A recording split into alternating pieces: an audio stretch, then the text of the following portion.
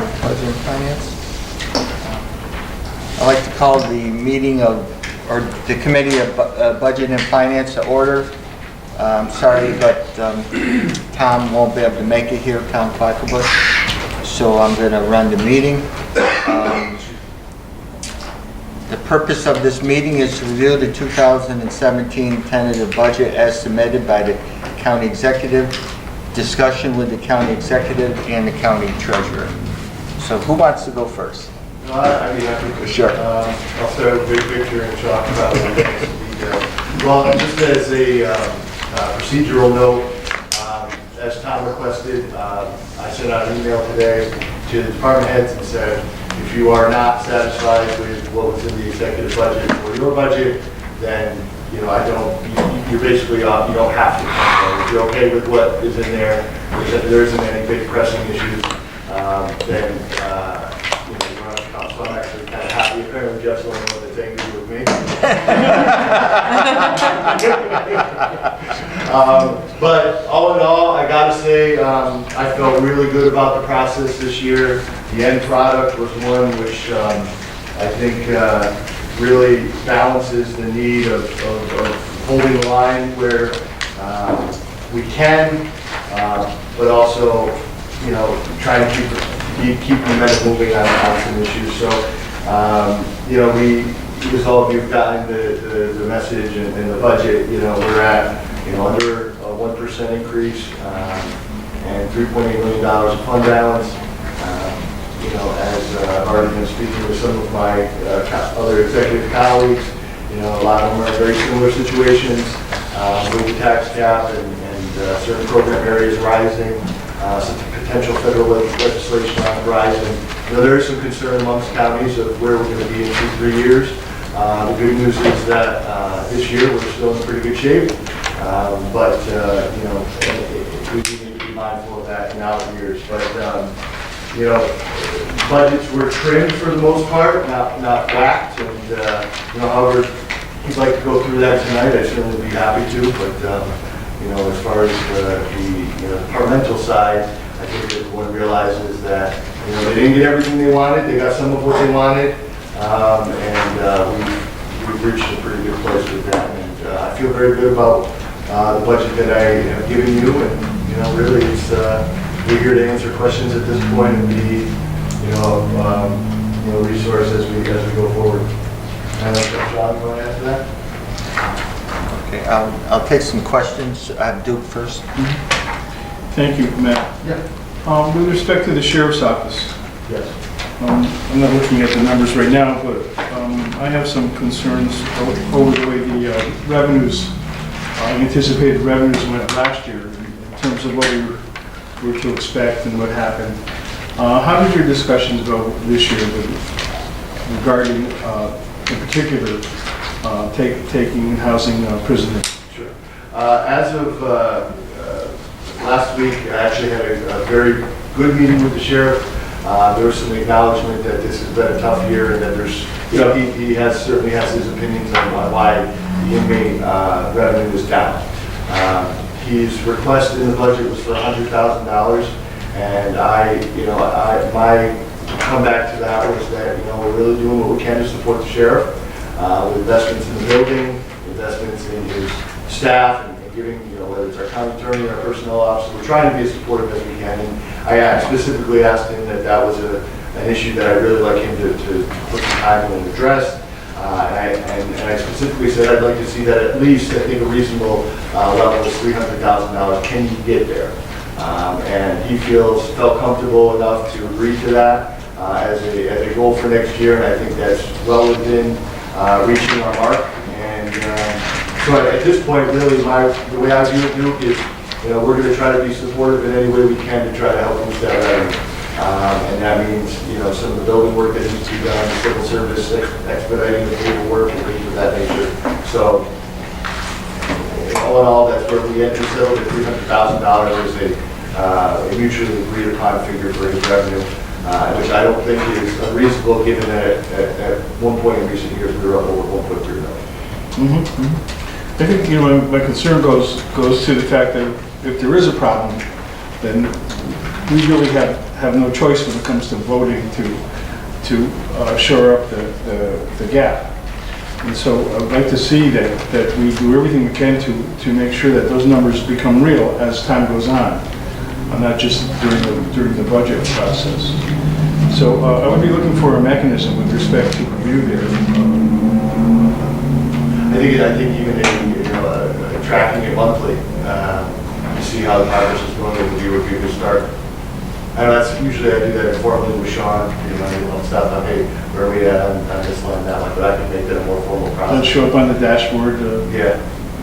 Thank you. By the way, we are scheduled for this month to have a public safety committee meeting, and the personnel director will be there to give us the personnel side of the situation with the correction officers. Okay? I guess my problem is I like a choice when I vote. Ryan? Yeah, just a question, And then Sean or Matt, maybe if you have the numbers. You said this budget, the executive budget, has $3.8 million in fund balance usage. I know when we came in and we dealt with the first executive legislative budget in 2015, we were dealing with quite a decent gap there in fund balance used from the 2014 budget adopted by the Board of Supervisors, and hoping to trail that down, but unfortunately I think the last 2 years between sales tax and the tax cap, it wasn't as easy as we'd like it to be. My question, 2014 budget, Sean, Matt, by any chance do you know what the appropriated fund balance was in that year?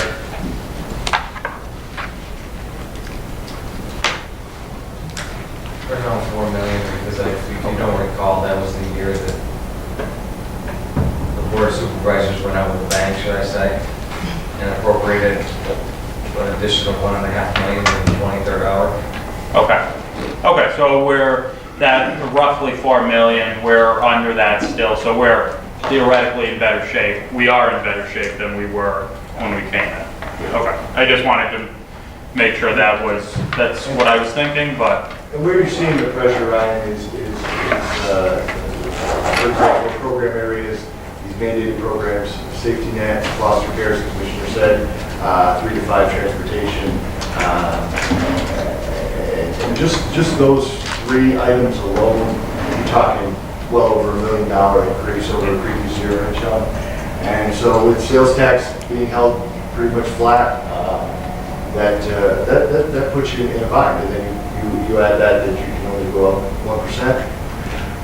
That creates your circumstances that we're in right now. Well, let me just, on that note, just say that, I think it's the work that you and the treasurer and your department heads have done to pull this budget together under the tax cap with less fund balance used than it was when we came into office. Given that costs are going up, some of them exponentially, sales tax revenue is flat, if not down, and our property tax levy is capped at less than 1% for 2 years in a row. I think it just shows the hard work that's gone into it, and I appreciate having an executive budget on my desk that shows that. Yeah, and the goal is hopefully to get it close to where you guys would like it to be, and I try to be very mindful of that. And I will say this, yes, during budget time, the executive is often, and I'm sure the former mayor will relate to this, it's often a very frustrating experience, and sometimes it's easy to get down. But I do want to remind everyone there's also some very encouraging things out there. For example, our private sector employment is up 1.9%. Unemployment's down to the lowest level it's been in almost 10 years. And that is without some pretty big projects that are going on right now, especially the one in town Florida. So hopefully we see that trend continue, and hopefully we see some boost in sales tax. But it isn't all negative out there. There are some good things going on. Barbara? Thank you. Sure. I feel a little bit bad, like I'm the negative coming in after the sunshine. I think I might be the only legislator that didn't get to meet with the county executive, and I have too many questions. But I agree with legislator White's. It's tough to do a budget when revenues are down and expenses are up. I am thorough when I do the budget. And some of the things I have questions for are they would be either not missed, and some things might just be covered if the executive has the budget, has the votes here. Some of the things, I know they're controversial, and I know that in the end, if like the data covered the computer equipment, you guys didn't care about that. As long as the needs were met in the county, that's all that mattered. And that's all I truly care about. Many of these issues that I was concerned about, public works is a big issue for me. Some of the positions that I was concerned about are in a different, they're in the D or other lines, other appropriations in the back of the budget. So maybe if I can sit down with the treasurer, maybe if I can communicate with the county executive. Is this going to be the last budget meeting we have? No. No, correct. No, you have another public. There's quite a, You got a whole list. there's quite a list. All right. I feel very positive. My- And going forward, I hope we can continue that way. I definitely would like to talk with the county executive at some point also. My suggestions would be is to have every legislator write down their concerns, and then we can bring it up at the meeting. That would be wonderful. I was just gonna say that, I think the first year that we were all here, we did that. Yeah, And you took them up and we voted on them individually. I think that's a good way to do it. yeah, sure. Let us write them down, let us do that. If the chair wants to do it, I don't know. Yeah. I just want to go over, and it could be either Sean or Matt, go over the fund balance and what the future entails. So we used like $4 million in 2014. And then last year we used how much? 3.34, 3.5, 3.385. Yeah, it was just under 3.4. So we're using We about, trended it downwards in our first year. Yeah. And this is the first time. okay. I guess, Sean, maybe from your experience of being the treasurer for a while, where do you see this going? You know, obviously this is going to bring us down below 9 million for fund balance.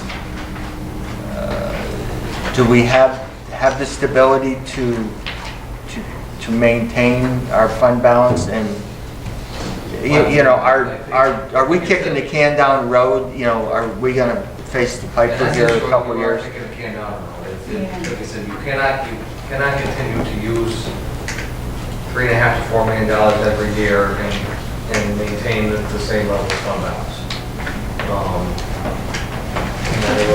I know that Matt showed a slide in his State of the County just a number of times. We're trying to get a flat line as far as what our fund balance, maintain our fund balance, but unfortunately we are going that we're going roller coaster trend with the fund balance. Except I believe we're on course right now that we're actually starting to use some fund balance. And like I said, if things don't change, if things continue the way they are, in 3, 4, 5 years, the potential is there to exhaust the fund balance. Barbara? In the sheriff's line, which Duke was speaking of, 200,000. In your line for revenue, 455,000. To me, and the reason why I will definitely articulate some of my issues and questions and in a more articulate way, there's too much smoke and mirrors, and this can be constructed, and we are at the max limit for our fund balance before it touches our bond rating. I mean, as our CFO, if we appropriate any more of our fund balance, would it affect our bond rating?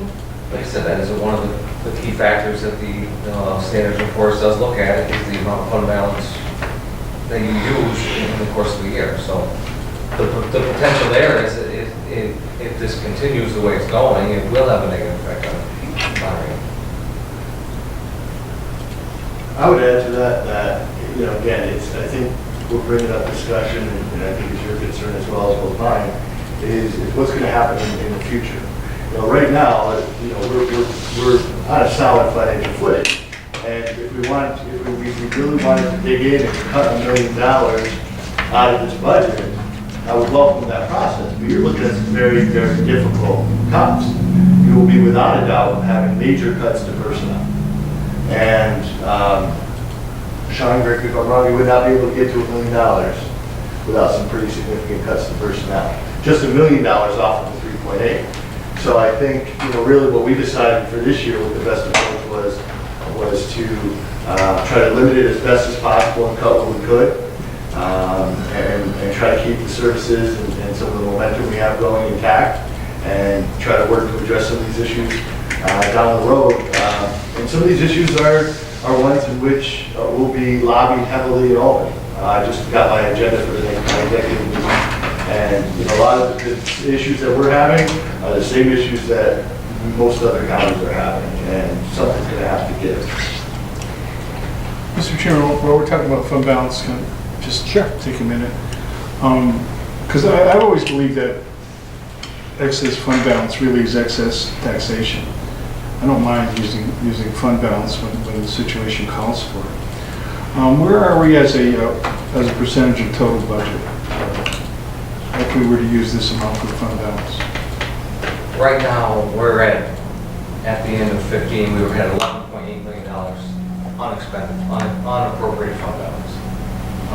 So that's about, this year's budget is $111 million budget, so you're looking at about 10%. That's not really, that's within a normal range for what is acceptable as fund balance, right? Right, that's correct.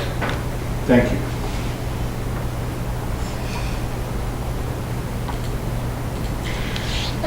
Sorry. Thank you. I'm taking notes. No, that's all right.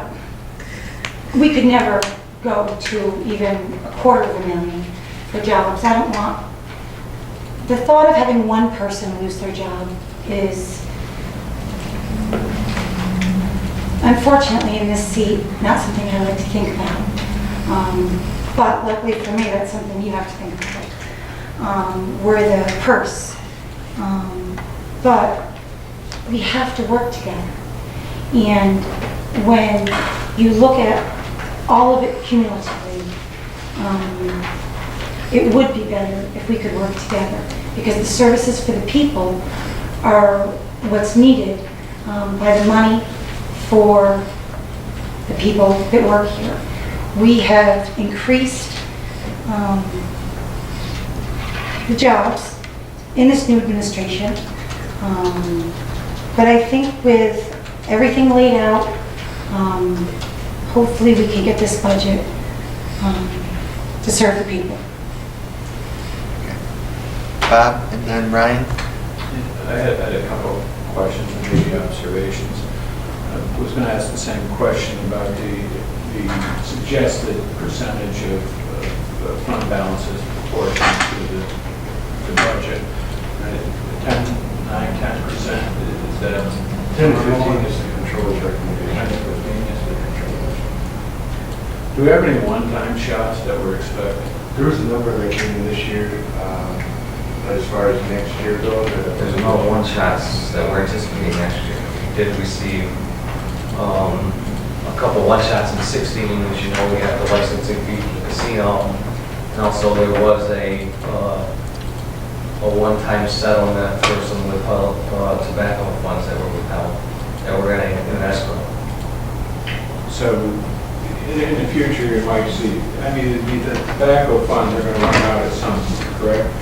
What's the anticipated Like I said, it's sort of like I said, if you go back in the time, other than, you'll see it's up in 16 because of this one-time settlement with the escrow money, but over the course of it has been going slowly down, the tobacco money, and because that is all contingent on tobacco sales. And as the anti-tobacco coalition keeps moving and less people consume or use tobacco, of course it's going to have a negative impact on the revenues. Now, we talked about the casino the last meeting, but there is some anticipation of some profit sharing. Yes. It was a small percentage. We do get a percentage. I don't have the numbers as yet.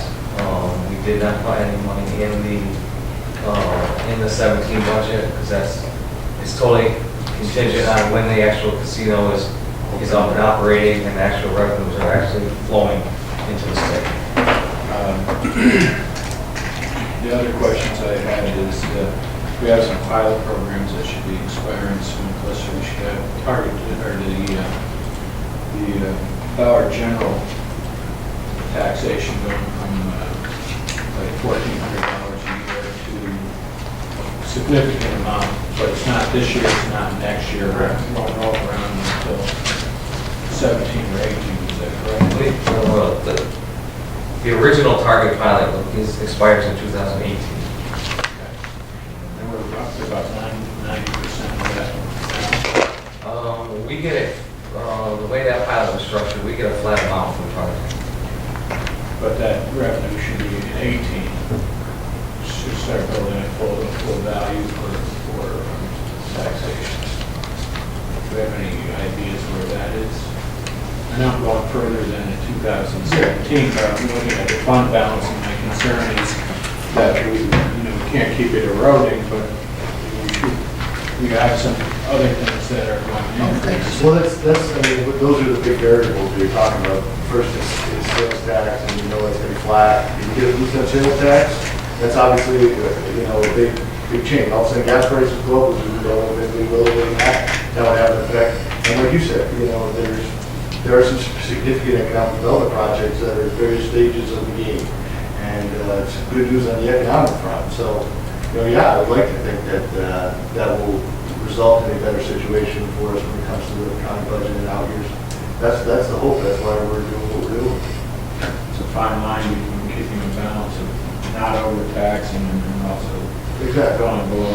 And it's interesting because I've had folks come up to me that think that vehemently believe we're not using enough fund balance and we're overtaxing, and I have folks that come up to me and say we're using too much fund balance. We're both the same person.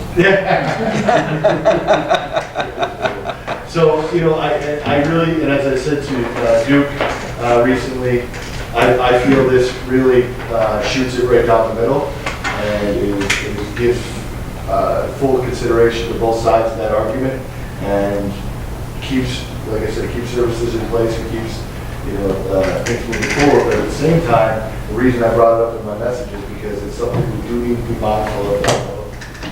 And just one last thing, I think we as a legislative body should have some understanding or some philosophy between us of what our expectations are, whether it's okay with using this much fund balance, or I don't want to dip below this amount of fund balance, or I want to go above the tax cap. But I think if we all have a philosophy, whether we do it just talking with each other and understanding what each other's philosophy is, I think we can have a better. Weren't you next? Yeah, Ryan was next. Just as a point of reference, the 2014 budget, it was 4.034 million, coming down to 3.9 million in 2015, the first executive budget. Last year, 3.385. Question. Didn't we get money from the MOSA too? That's what was in the adopted budgets. Question. As far as, when we're talking about really getting a grasp on this, it's either revenues go up or some structural modifications. Because even if we were to eliminate X number of positions, we're still we're not in order to eliminate $3.8 million from the budget, what's our total personnel expenditures at the county? It would be a huge portion without structural changes. Now, in terms of structural changes, what do we know, and this may have been discussed when the DSS commissioner came in, I was unable to make that workshop, but what do we know about state reimbursement for Medicaid moving forward? That takeover had been proposed, stalled. You're seeing, it's a double-edged sword. You're seeing the state takeover of Medicaid happen, which is going to reduce the need for staff in some respects. But then you add to that the increases they're seeing in the foster care, in the safety net, and things of that nature. It's been a wash, so to speak. That's what I've been gathering from the commissioner, is that yes, and yes, that's mandate relief, and you know the state takeover is a help, but at the same time, you know, every county in the state is struggling with the opioid crisis, and we're seeing the number of foster children that we need to place just shooting through the roof. Frankly, this year has to be an outlier, because if it's not, it's going to be a tremendous burden. And there's actually, I'll forward it to you guys tomorrow, the developing issue of what pays for the foster care is what they call 4E federal money, and there's some proposed changes on the federal level that puts that funding in jeopardy. So that it makes it even. The commissioner actually just wrote a letter of opposition to our senators on that issue. So yeah, I'd say it's a wash right now, for sure. And if I may, Chair, I might have just lost my point. So go ahead, Barbara, and hopefully it comes back to me. I do agree that there are positions in DSS that we do get, and not just DSS, there are other positions that we do get reimbursed for, partially reimbursed for. But our labor force has grown a lot. Let's say if it's 1.7 million, we get about 700,000+ reimbursed. If there's anything that can be looked at, I would just hope that something might be able to have an open mind and be looked at. I mean, I would disagree with that our labor force has grown a lot. The majority of positions that were added were reimbursable positions for the most part, and if they weren't, they were, I would say, extremely necessary. But if you're looking at kind of personnel, that's the challenge. If you cut social services, you're also cutting corresponding revenue. That's all. Yeah. Thank you. Just one quick point, Matt. When Commissioner McMahon was here, and I think we talked about it later, he was going to give us a breakdown of the local share and what the reimbursement. He just gave us a budget. Yeah, So maybe if you could remind him absolutely. of what the reimbursements are, and then what's the local share required from us. Yes, Ryan. Matt, in previous years when you did your budget presentation opposed to the written budget message, at the beginning of your presentation you talked about what your county tax dollars going towards, a breakdown, percentage breakdown of these really even departments. Not necessarily, I mean, it would be great to see what's mandated, what's unfunded mandates, but is there any way that you working with Sean could put together a quick pie chart breakdown of what the county budget is going into, something that we can look and identify, and it would be great if we could look at personnel costs versus the 0.4s versus the 0.2s and so on, just so that we could identify 0.6, and just so we can look at, even if we were looking to get rid of this entire department, it still wouldn't come up with that, or whatever it may be. Just to give some perspective to numbers as we move forward through the budget process. I think that would be helpful to me, and I think hopefully to everybody else. And I would speak generally, our biggest departments, you're looking at social services and public health are majority either mandated or reimbursable items, whether they be personnel or, a lot of times we're just a extension of state government in that we're executing the priorities of state government in many ways, shapes, and forms. If you're looking at where the meat would hit where the rubber would meet the road, are in departments like Jeff, emergency management, economic development, DPW, those types of things where, okay, if you want to make a big, you talk about, the road crews or whatever, do we need road crews, things of that nature, that's where you're going to look to your personnel cuts if you're looking to cut billions of dollars, which is unfortunate because Jeff, we 0.03% of the entire county budget. We have $111 million budget. We spent $250,000 on emergency management.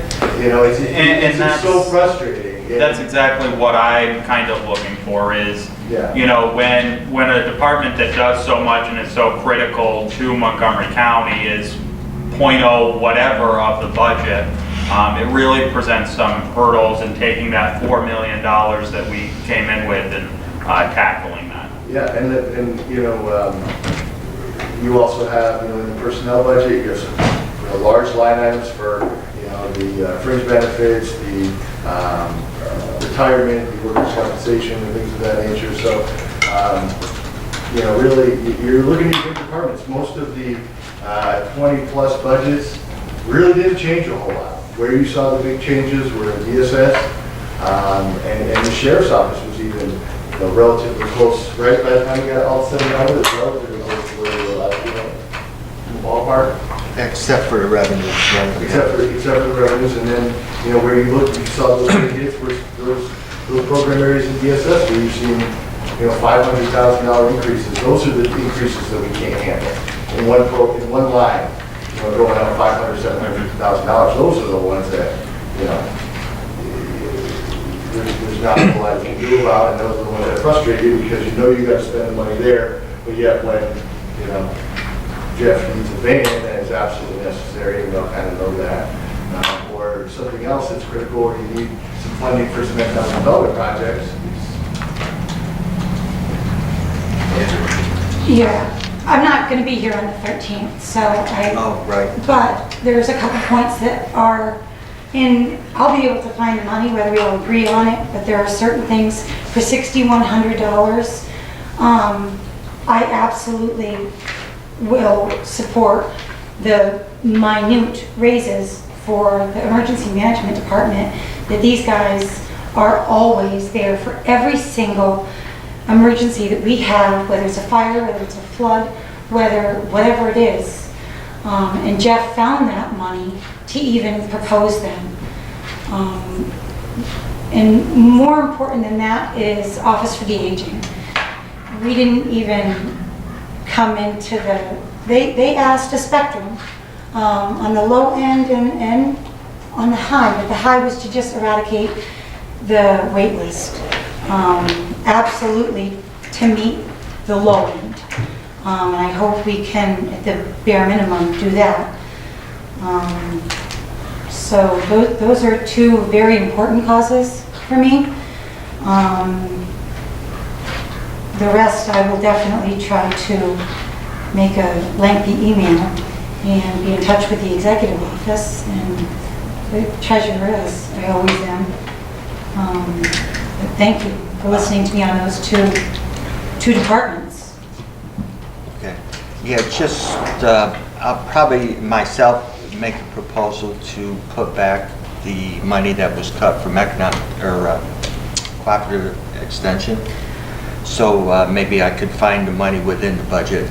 I don't know, but I will probably make a proposal to restore it to last year's or this budget year's amount.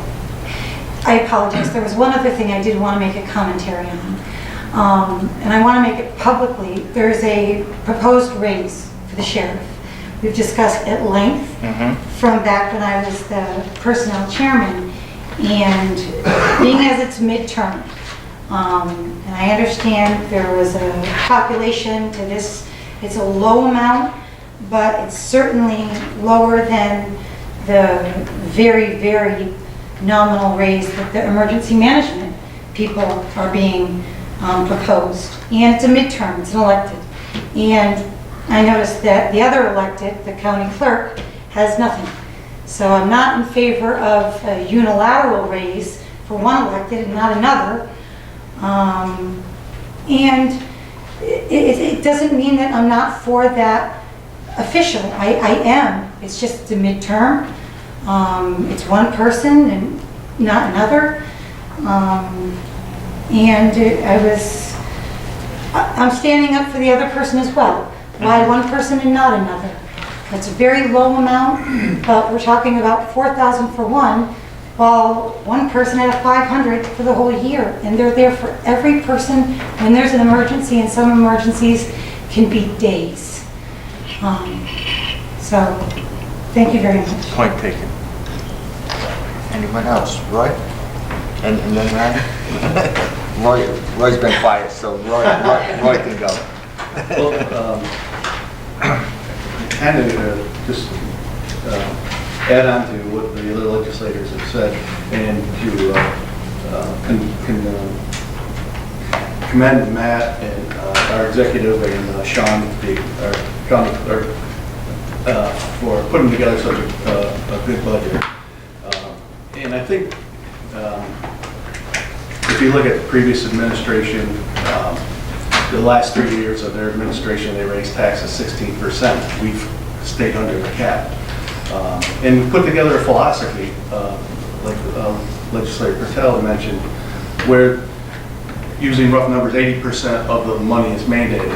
The 20% that we have some discretion on, we've invested in efficiencies. We've invested in capital plan. We've invested in economic development. And when you put these plans together, it generally takes more than a year or two before you see results. We've already seen some results, which I was very impressed with. One of the things I had mentioned prior to even becoming the legislator was having people buy houses here in Montgomery County, which automatically increases the revenue. So going back to our philosophy, and to touch on Legislator Weiss said, our plan, I think, if we can maintain expenses and increase revenues, that's where we want to be. We want to have a balanced budget, but it doesn't happen overnight. So we have a new marketing video out recognizing Montgomery County as a veteran community, which is something that I had mentioned. But I work in Albany every day, so I know people are starting to migrate this way, and we're prepared for it. We have the jobs now. We have, as Matt mentioned, we have increase in jobs, decrease in unemployment. We have Dollar General coming in, 500 jobs. So I think we're on the right track, and I think we're on the right philosophy. And just want to again thank Matt and Sean for this. Thank you. Thank you, Roy. Ryan? Procedurally speaking, I can't recall if it was last year or the year before, Cheryl sent out an Excel sheet. We went through and kind of tabulated amendments. That seemed to work well, and she compiled it, I think it was last year. Right, yeah. I wasn't sure if that's what you were thinking for this year or what, and deadlines for submitting that, so. Though I'm not the chair of budget and finance, but I wouldn't mind doing that. But what's the pleasure of the board? I'd like to see everybody submit the sheet like we used to do. Okay. With proposed changes, and then we vote on each of the proposed changes, and then tabulate what it does and what it changes. Right, okay, Just like we did the first year. right. Barbara? you- Sounds good? Okay. Bob? No. Okay. All right. So, if that's it, No. No? So if you guys all look at your schedule, I don't know if everyone has it, I mean, you're talking about when you're gonna submit your amendments to the budget, I think you need to come up with a date of when you're going to do that Okay. by. So don't call them amendments, you can call them suggested changes, I guess, right? Well, Well, wouldn't that be, they would be an amendment, you would be doing resolutions to amend the tentative budget. so it'd be between the 13th and the Between 27th? 13th and the 27th. So they would all be individual then. Right. Right, and that's what Ryan was referring to as far as, you know, if you guys all send your particular changes, I can put them into an Excel sheet. If there's duplicates, I think I put initials so that people knew. But the question is, when are you going to be entertaining that? Because the Budget and Finance Committee has to submit a report. I believe that's a charter thing. am I correct? It has to submit a report to me by September 25th. So, Mr. Chairman, when we just go down the list and vote on each one like we did. Right, but we're just trying to get a date. right, I on think you're when. gonna need to have another meeting scheduled, I guess is what I'm getting. Yeah. We've got a meeting scheduled on the 20th, correct? Or we've got, No, because there's 5 of us, Ah. including the executive and the county attorney, gonna be at NISAC. What about the 22nd? That Thursday? we have a meeting next Tuesday, budget here at 1? No. Well, we're gonna have a public You hearing. could have too. a meeting the week of, you could do it, like Barbara said, on the 22nd. You're not gonna be able to do it on the 20th. But the Well, Budget and 15th. Finance Committee, you guys have to submit a report to me. So that would be when you would be submitting The proposal. your proposals. I guess that's how we did it in the past. Not necessarily voting on them. Not necessarily Oh, voting, okay. but just your proposals. So we're not meeting the 22nd? I don't know. The 22nd sounds. Can good. you meet the 22nd? So if you wanted to We can do later too if it's better, we won't start till 6. Later's better. Okay. if you wanted to do it on the 22nd, you need to give me time to put it together, so I would say, gosh, next week, I would have to probably have the amendments. Well, just, Didn't someone make the sheet up last time? that Or we could do it all that night. I mean, it doesn't really matter. We can Right. do it as you go. Sure. I don't anticipate, myself, I may have 1 or 2 or 3, I but think I'm everyone's not, gonna have 2 or 3. yeah, I'm not anticipating quite a list. Is Sean still here? Sean, that would be the night that you would come and be with your computer, and as we do the amendments, you could let the legislature know where we're at as far as if we wanted to do it and just go around the room and Right. do the amendments that night, and then I can, Yeah, if they don't go anywhere, then what's the point, right? So we can just put on a spreadsheet the final tally, so to speak. as we're doing it, and then Right. afterwards you can see it, instead of doing it ahead of time. Right. Is the 22nd good for you, Sean? If they vote it down, they get voted. Right. Otherwise, Matt still has a chance to veto. Right, correct. But we can have more of a workshop and discuss the proposals and then get a final list of the proposals. Okay? Is the 22nd okay with You Sean? said it's gotta be, but do you have anything else on that? The 22nd, Sean? That'll work, I can make it work. He can Matt, do is it. that good with you as well? 6 o'clock, 6 o'clock, okay? Yep. yeah. Yeah. I don't know. I'd do it as a workshop? Well, no, then we couldn't vote. Oh, yeah, that's We wanna right. vote on each one. Yeah. Well, we'd be voting to put together the report. Right. Exactly. So, yeah, Do it as a budget and finance committee. I would think, because because then at least we'd be voting on, Yep. they'd just be simple. There's no motions. Well, potentially, if you looked at your schedule and you guys decided on whatever amendments that you would want to do, that Budget and Finance Committee amendments could go to the October 4th special meeting where you would potentially be adopting the budget. So everybody's got some homework to do. So when is it due to Cheryl? That day, the 22nd? Well, Or as soon as possible? I guess, as soon as you can, and then we'll just, I'll work with, as they come in, and, it might not be right up until the 22nd that I have. And we do it that night, I can have that come as well. All kind of resolutions. Yes. Oh, probably did it. In the special. Okay. All right. So we're all set? Oh, Just, Ryan. you know what, I just thought of looking at my calendar, just a kind of reminder to everybody, this weekend at FM, there's gonna be a lot of events going on. 9 a.m. on Friday, the Vietnam Traveling Memorial Wall, there'll be a special opening ceremony at 9 a.m. With a special, yeah, so that's 9 a.m. Friday.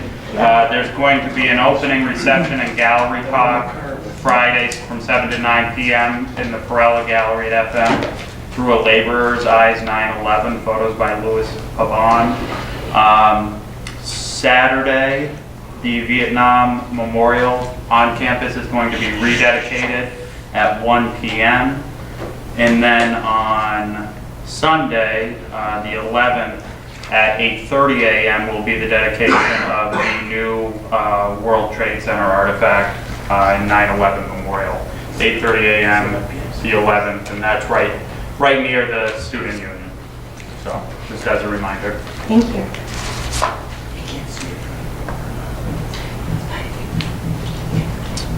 Anyone else?